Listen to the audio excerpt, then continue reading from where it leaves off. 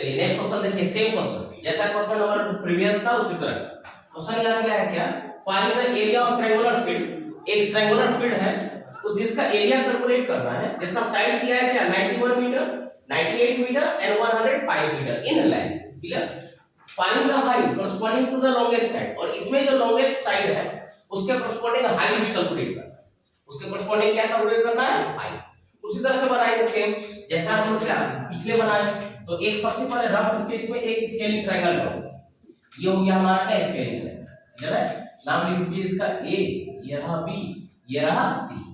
A B सबसे छोटा क्या है 91, ये रहा 91 मीटर, ये हो गया 98 मीटर और ये हो गया 105 मीटर।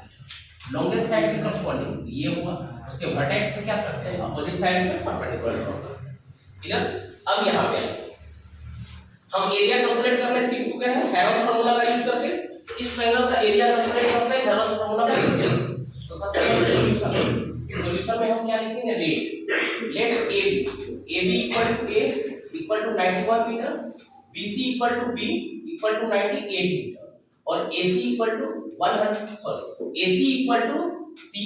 Equal to 105, clear. तो देन हम S कैलकुलेट करते हैं। S इक्वल टू क्या होता है A plus B plus C by 2, where S क्या होता है semi perimeter, S is the semi perimeter. ये हो गया 91 प्लस 98 प्लस 105 अपन क्या हो गया 8 8 प्लस 1 9 9 5 14 बचा कितना 1 9 9 18 1 19, ये रहा 19 बचा कितना 1 1 1 294 बाय 2 चेक करते हैं फिर से 8 1 9 9 5 14 बचा कितना 1 9 9 18 1 19 प्लस 0 19 ही बचा कितना 1 1 1 2 यानी 294 बाय डिवाइड कर देते हैं 2 से एक बार में 2 2 चौके 8 2 सतह 14 यानी कि 147 मीटर, कितना मीटर 147 मीटर, याद रखिएगा।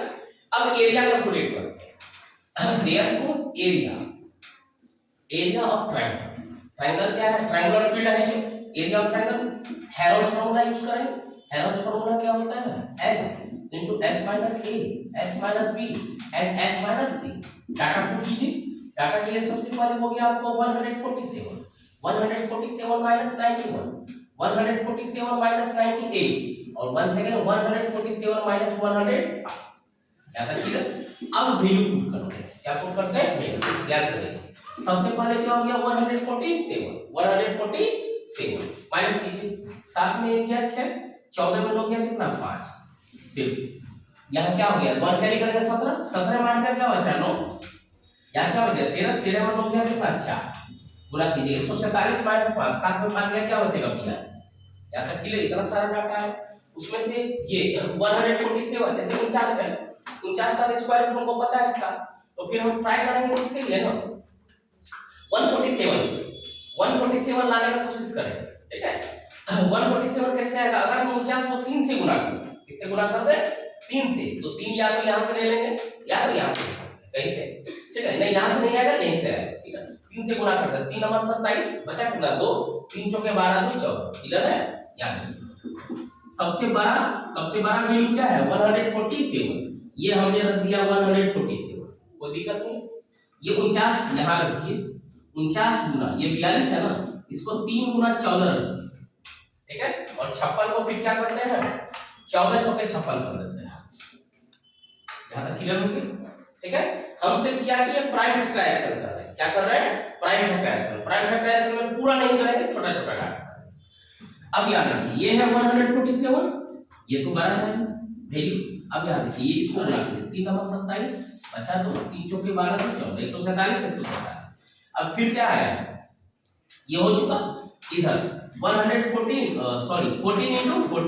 4 के लिए क्या हो गया 2 into 2। अब सारा क्या हुआ पेयर में बन गया, सारा किसमें है पेयर। अब पेयर को नीचे ले आइए 147 into 14 into 2, क्लियर है।